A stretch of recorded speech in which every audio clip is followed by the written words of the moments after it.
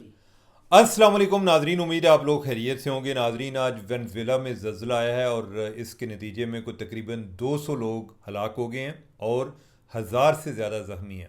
ज़लज़ला बड़ा शदीद किस्म का था। उसकी शिद्दत जो है वो 7 से ज़्यादा बताई जाती है। और जो बात इसमें अहम है वो ये कि ये हलाकतें इतनी नहीं हैं। हलाकतों की तादाद इससे कहीं ज़्यादा होने का खदशा है। अच्छा, जब ये खदशात ज़ाहिर किए जा रहे होते हैं तो उससे मैं अपने तजर्बे की बुनियाद पे ये कहता हूँ कि यानी कि इसका मतलब ये है कि अभी तक वो सही फिगर बता नहीं पा रहे, लेकिन चांसेस ये हैं कि बहुत ज़्यादा तादाद बढ़ जाएगी। और कुछ एस्टीमेट ये भी कह रहे हैं कि हो सकता है कोई 1 लाख के करीब हलाकतों की तादाद हो जाए। ये बहुत ही ज़्यादा तादाद है, अल्लाह ताला माफ़ फरमाए। आज कैलिफोर्निया में भी ज़लज़ला आया जो कि अमेरिका की रियासत है, लेकिन उधर कोई ऐसी कोई हलाकत के बारे में कुछ इतलात नहीं है। ओवरऑल बिल्डिंग्स जो हैं कुछ किसी हद तक डैमेज हुई हैं। ओवरऑल पूरी दुनिया भी इस टाइम लगता है कि जैसे कोई भी जगह महफूज नहीं है। एक ज़माना था कि जब हमारे यहाँ इधर हीट वेव, आपको याद होगा कि हीट वेव से हलाकतों के बारे में हम सुनते थे।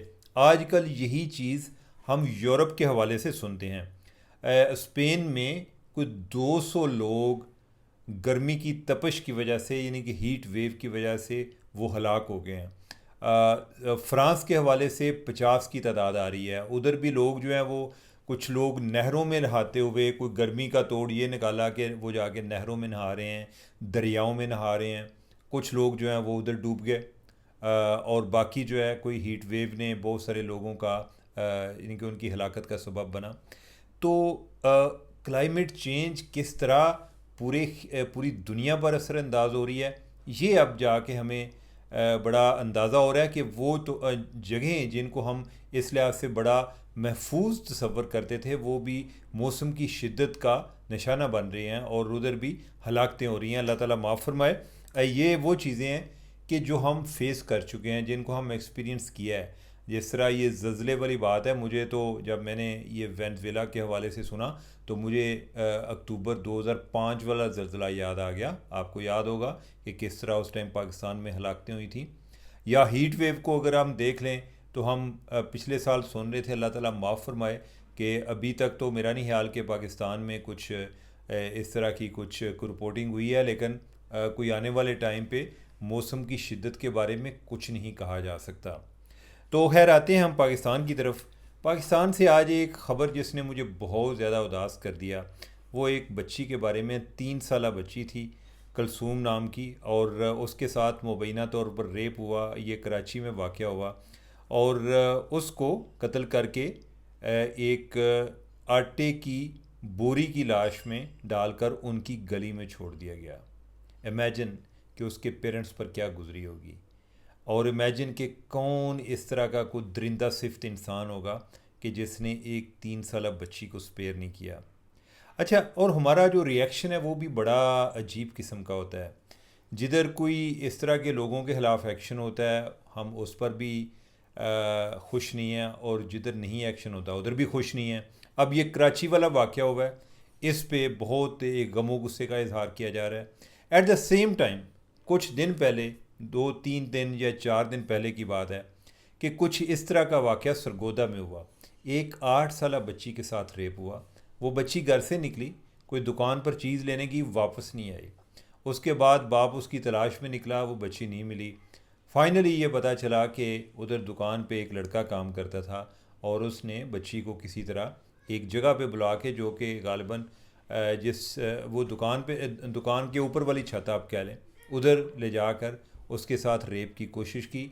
बच्ची ने आगे रजिस्ट किया, उसने उसको कत्ल कर दिया।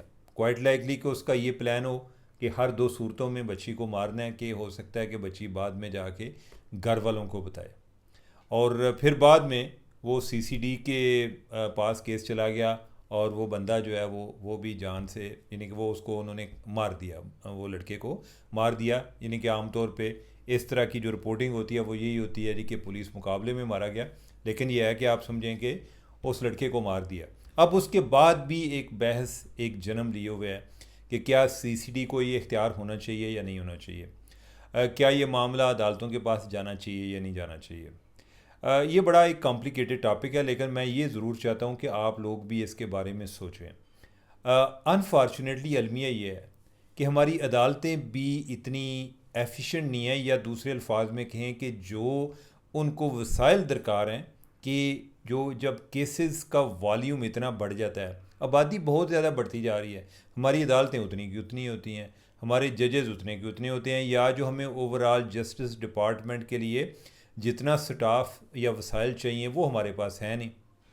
हमारे हालात ये हैं कि कारे पुख पे ही है, और फिर ये होता है कि इस तरह की सूरत हाल में आपके 10 काम होने वाले होते हैं या 100 काम होने वाले होते हैं, और आप बड़ी मुश्किल से कोई 2-3 पर तवज्जो देते हैं, और बाकी जो 97 आपके काम हैं वो आपकी एक अदम तवज्जी का शिकार होते हैं, और वो डेफिनेटली वो सफ़र करते हैं। अदालतें या हमारा महकमा इंसाफ जो है वो भी उसमें शामिल है। तो उस पर हमारे पास लगाने के लिए पैसे नहीं हैं, तो हम क्या करते हैं, वो हमने फिर जो है उसका शॉर्टकट तलाश करते हैं कि ये है कि हम जो इस तरह के कुछ जुराइम पेशा अफराद हैं उनका कोई तोड़ निकालें, जो कि आजकल ये कर रहे हैं कि एक्स्ट्रा जुडिशल किलिंग्स हो रही हैं। ये कितना ठीक है या कितना गलत है, ये एक मॉरल क्वेश्चन है कि अगर आप इसको अवामुन नास की नज़र से देखेंगे, अवाम बड़ी खुश है। और मुझे याद पड़ता है कि शायद मैंने को पहले दिन भी आपको बात की हो कि Lahore university of management sciences के एक प्रोफेसर से मेरी बात हुई।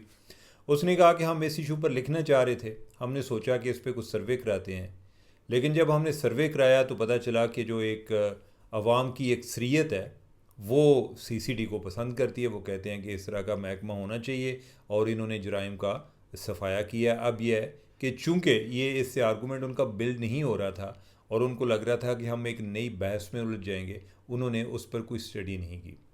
अच्छा, एक और चीज़ मैंने देखी है कि पीटीआई वाले जो कि ओवरऑल जो पीएमएलएन की गवर्नेंस के नाकद भी हैं, और वो समझते हैं कि सियासी तौर पे इसको एक गुनाह समझते हैं कि किसी तरह हम कोई अच्छी चीज़ को भी अप्रिशिएट करें, लेकिन सीसीडी की हद तक पंजाब में वो भी बड़े मुतमिन हैं।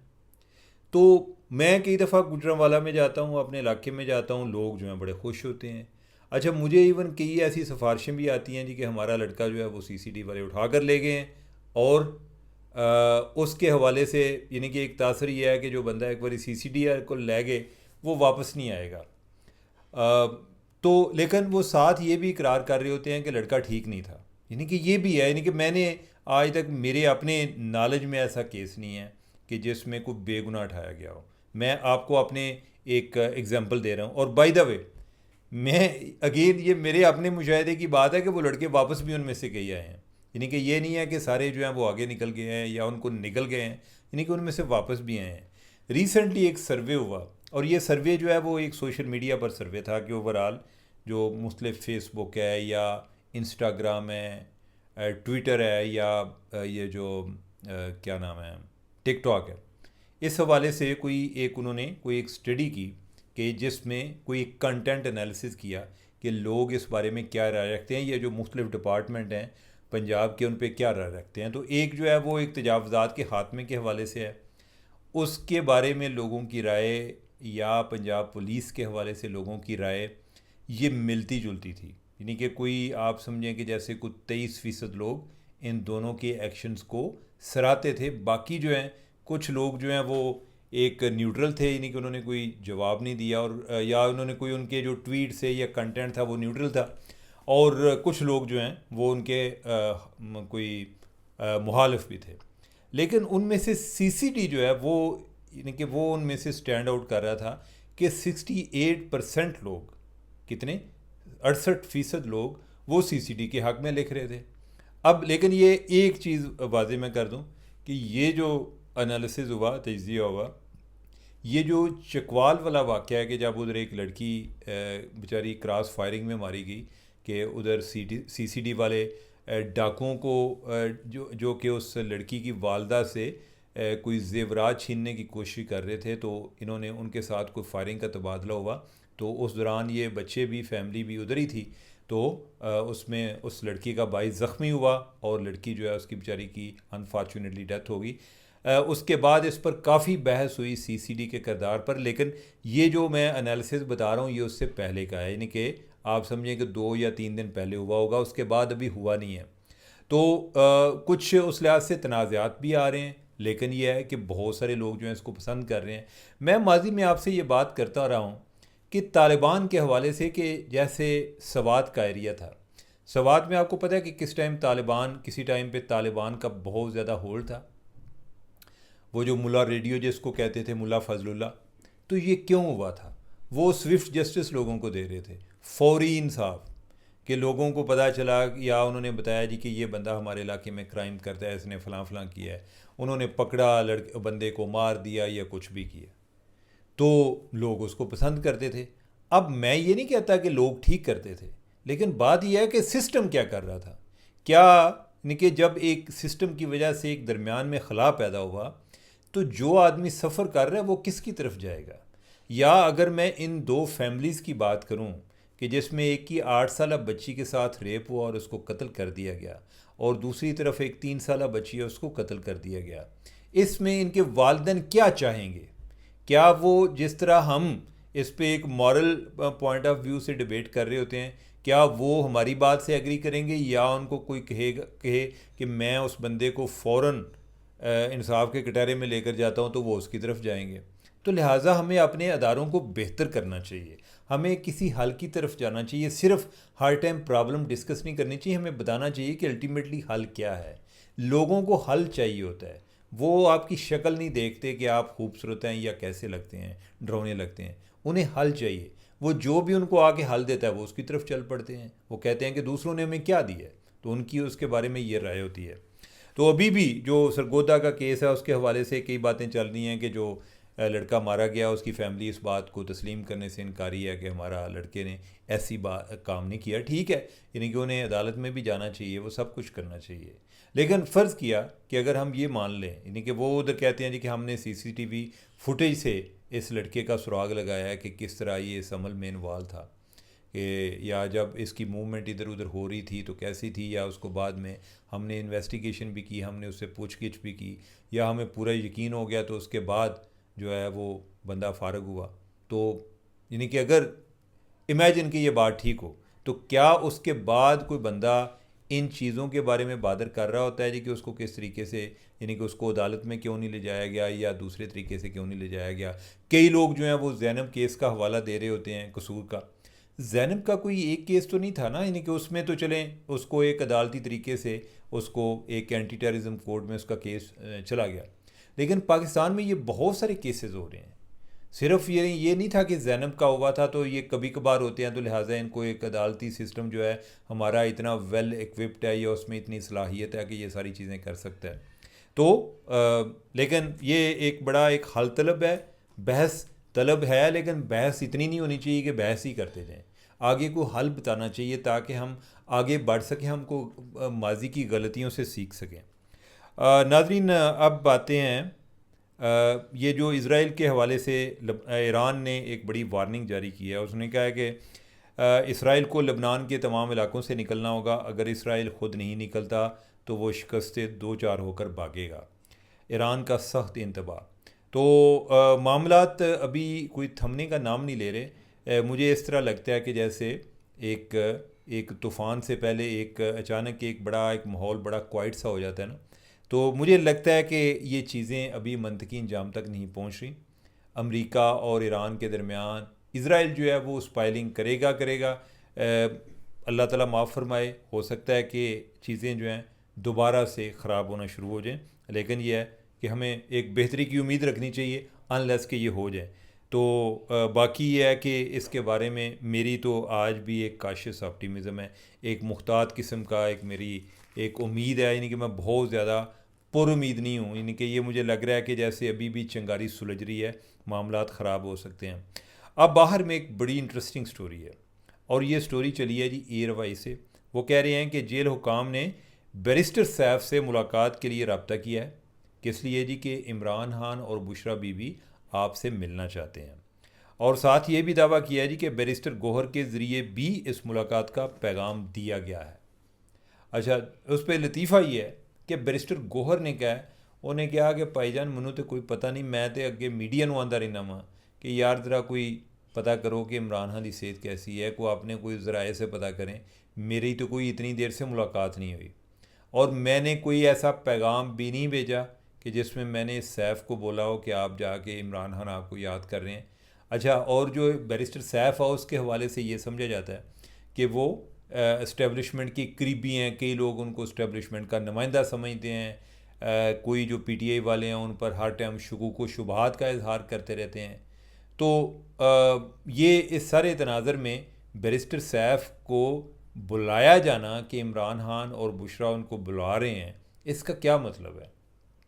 पहली बात तो ये है कि ये ERY की खबर है, ये मेरी खबर नहीं है, और मुझे इसका ये नहीं पता कि ये बात किस हद तक दुरुस्त है।